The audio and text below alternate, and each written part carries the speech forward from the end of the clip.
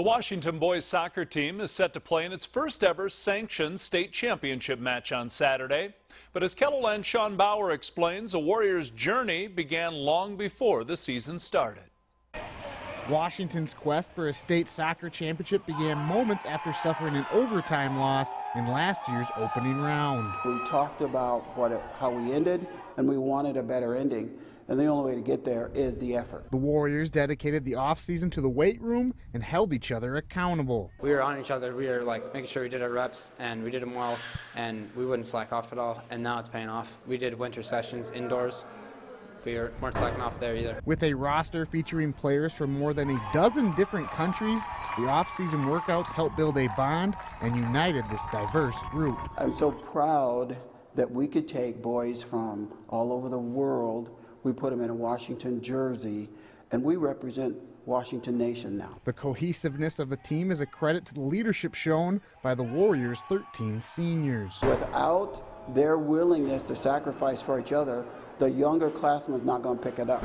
So there's no selfishness at all among our senior group, which is what we really needed as a solid baseline for us to build on. On Saturday, no matter the result, it will be a historic day for the Washington soccer program. We're leaving everything on the field.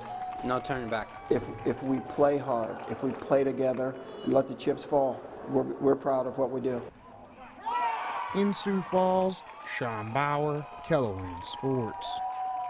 The Warriors will play Aberdeen Central Saturday in Rapid City. The championship match is scheduled for 8 p.m. Central Time. Dakota Wesleyan and Northwestern clashed on the volleyball court. We'll have the highlights next. We'll be right back. The Dakota Wesleyan volleyball team has lost 7 of 8 matches, slipping to 2-8, tied for 10th in the Great Plains Athletic Conference. Tonight, the Tigers attempted to get back into the win column against 12th-ranked Northwestern. Opening set, the Red Raiders worked the ball to Lauren Hilger, who puts away one of her match-high 16 kills. Northwestern wins the opening set with ease, 25-11. Second set tied at 1. DWU grabs a lead as Chelsea Heeg paints a stripe, one of her team-high 11 kills, 2-1 Tigers. Later in the second, the Tigers add to their 6-point advantage as they backset to Emily Brunsing, who finds some space in the back row. She had 7 kills, and DWU wins the second, 25-20. Third set off the Wesleyan serve, the Red Raiders regain control. Mackenzie Fink drops the hammer. Northwestern wins the third, 25-17, and the match in 4 sets, 3-1 over Dakota Wesleyan. Friday night, you have the opportunity to vote on the Viewer's Choice Game of the Week.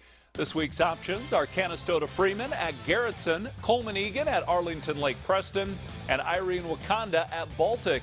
Poll is available on the sports page at KELOLAND.com, where the winning game will receive extended highlights following Friday's Sports Zone. With more than 8,700 votes cast, the Blue Dragons Pride matchup owns the advantage, but voting doesn't close until Thursday night at 10. That is a look at sports.